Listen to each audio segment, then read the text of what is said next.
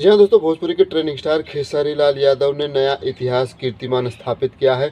तो क्या है, जानने के लिए वीडियो लास्ट तक जरूर देखिए। जी हाँ दोस्तों, आप सबको मालूम है कुछ दिन पहले खेसारी लाल यादव का एक न्यू सॉन्ग आया था, नींबू भयल खरबूजा पार्ट 2, जो कि एक नए नए यूट्यूब चैनल पर आया था। देखा जाए तो ये नए चैनल की संख्या भी अब बहुत बड़ी हो गई है और इस पे फॉलोवर की संख्या 247 के बढ़ गई है। जी हाँ दोस्तों, तो कि अपने आप में एक रिकॉर्ड है। और दूसरी बात सबसे बड़ी यह है कि 10 दिन गाने के होने के बाद यह गाना 24 मिलियन व्यूज़ क्रॉस कर गया है और 6 लाख के आसपास इस पर लाइक आ गए हैं।